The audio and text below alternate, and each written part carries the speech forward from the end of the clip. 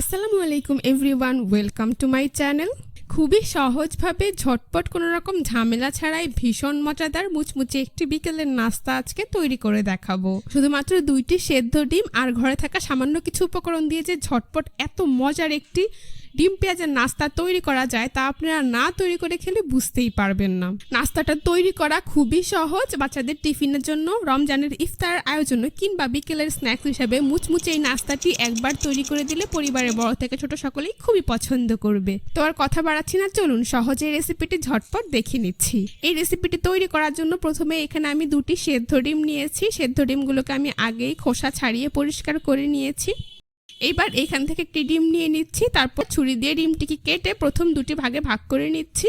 এবার প্রত্যেকটি ভাগকে আমি আরও 3টি ভাগ করে নিচ্ছি, অর্থাৎ সম্পূর্ণ ডিমটিকে আমি 6টি ভাগে ভাগ করে নিয়েছি। আশা করি আপনারা দেখেই বুঝতে পারছেন। এখন অন্য ডিমটিকেও আমি একইভাবে কেটে 2 ভাগ করে নিচ্ছি।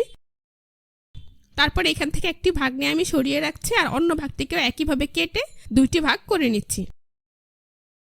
আর এই অর্ধেকটা ডিম আমি পরবর্তীতে নাস্তার মধ্যে গ্রেট করে দেব, সেজন্য এটাকে এখন আগে সরিয়ে রাখছি। তারপর এখানে আমি নিয়েছি প্রায় 1.5 কাপ পরিমাণ পেঁয়াজ কুচি। পেঁয়াজগুলোকে আমি কিছুটা মোটা করে কুচি করে নিয়েছি। এখন এই পেঁয়াজ কুচিগুলোকে আমি একটি মিক্সিং বলে ঢেলে নিচ্ছি। তারপর এর মধ্যে দিয়ে দিচ্ছি কাঁচামরিচ কুচি 3 থেকে 4টি, দিয়ে দিচ্ছি স্বাদ মতো লবণ। এখন লবণটাকে পেঁয়াজের সাথে এভাবে খুব ভালোভাবে মিশিয়ে নিচ্ছি। পেঁয়াজটাকে কিছুটা সময় নিয়ে এভাবে মথে নিতে হবে, এতে করে পেঁয়াজটা অনেকটাই নরম হয়ে যাবে আর নাস্তা তৈরি করাও সুবিধা হবে।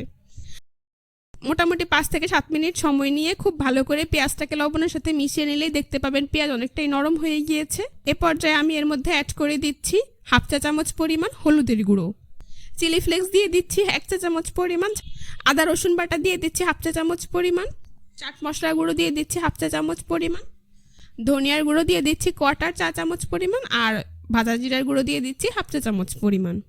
ধনিয়া পাতা কুচি 1 টেবিল চামচ পরিমাণ অ্যাড করে দিচ্ছি। এবার এই সবগুলো উপকরণ একসাথে হাত দিয়ে খুব ভালোভাবে মিশিয়ে নিচ্ছি। কিছুটা সময় নিয়ে মিশিয়ে নিতে হবে যাতে করে মশলাগুলো পেঁয়াজের সাথে খুব ভালোভাবে মিশে যায়। তো দেখতেই পাচ্ছেন মেশানো হয়ে গিয়েছে। এখন আমি যে অর্ধেকটা ডিম সরিয়ে রেখেছিলাম সেই অর্ধেকটা ডিম এখানে গ্রেট করে দিয়ে দিচ্ছি, এতে করে নাস্তার স্বাদটা অনেক গুণে বেড়ে যাবে। দেখতেই পাচ্ছেন আমার গ্রেট করা হয়ে গিয়েছে। এবার নাস্তাটার বাইন্ডিং এর জন্য এখানে আমি দিয়ে দিচ্ছি 1/3 কাপ পরিমাণ বেসন আর ক্রিস্পি বানানোর জন্য দিয়ে দিচ্ছি 1/3 কাপ পরিমাণ কর্নফ্লাওয়ার। আপনারা চাইলে এর পরিবর্তে চালের গুঁড়োও দিতে পারবেন। এখন বেসন আর কর্নফ্লাওয়ারটাকে পেঁয়াজের সাথে খুব ভালোভাবে মিশিয়ে নিচ্ছি। কিছুটা সময় নিয়ে মেশালেই দেখতে পাবেন নাস্তা তৈরির জন্য এখানে একটি আঠালো মিশ্রণ তৈরি হয়ে গিয়েছে। আশা করি আপনারা দেখেই বুঝতে পারছেন। আমার কিন্তু নাস্তা তৈরির জন্য পারফেক্ট একটি আঠালো মিশ্রণ তৈরি করা হয়ে গিয়েছে। এখন এখান থেকে পরিমাণ মতো নাস্তার মিশ্রণ হাতের তালুতে নিয়ে এভাবে চেপে এরকম পাতলা করে নিচ্ছি। তারপর কেটে রাখা ডিমের স্লাইসগুলো থেকে একটি ডিমের স্লাইস নিয়ে এর মাঝ বরাবর বসিয়ে দিচ্ছি।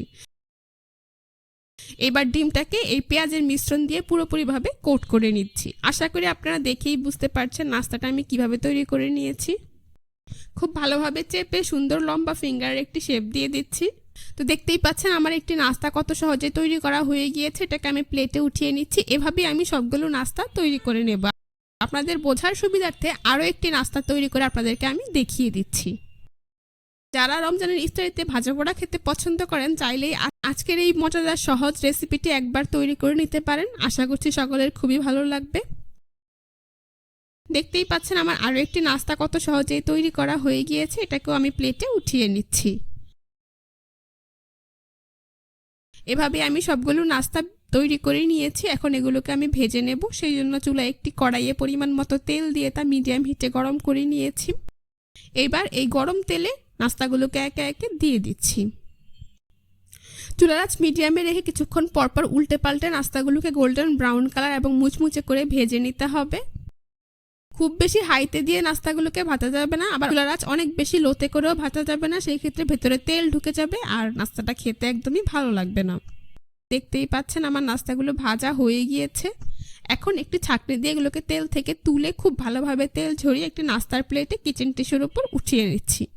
এতে করে অতিরিক্ত তেলটা কিচেন টিস্যুতে অ্যাবজর্ব হয়ে যাবে। বাকি নাস্তাগুলোকেও একইভাবে তেল ঝরিয়ে আমি নাস্তার প্লেটে উঠিয়ে নিচ্ছি। এভাবেই আমি সবগুলো নাস্তা ভেজে নিয়েছি। এখন পরিবেশন করে আপনাদের দেখিয়ে দিচ্ছি। দেখতেই পাচ্ছেন নাস্তাগুলো দেখতে মাশাআল্লাহ কতটা সুন্দর হয়েছে, আর এটা খেতেও কিন্তু হয়েছে অসাধারণ। বিকেলে চায়ের আড্ডায় কিংবা অতিথি আপ্যায়নে কোনো রকম ঝামেলা ছাড়াই আপনারা এই ডিম পেঁয়াজের চপটা তৈরি করে নিতে পারবেন। একবার তৈরি করে দিলেই দেখবেন পরিবারের বড় থেকে ছোট সকলেই খুবই পছন্দ করছে। রমজানের ইফতার আয়োজনও ঝটপট মাত্র 10 থেকে 15 মিনিট সময় হাতে নিয়েই এই রেসিপিটি আপনারা তৈরি করে দিতে পারবেন। আশা করছি আজকের রেসিপিটা আপনাদের সবার কাছে ভীষণ ভালো লেগেছে। রেসিপিটি ভালো লেগে থাকলে অবশ্যই আমার চ্যানেলটি সাবস্ক্রাইব করবেন, পাশে থাকা বেল বাটনটি অন করে দিবেন। আজ এ পর্যন্তই। সবাই ভালো থাকবেন, সুস্থ থাকবেন। আল্লাহ হাফেজ।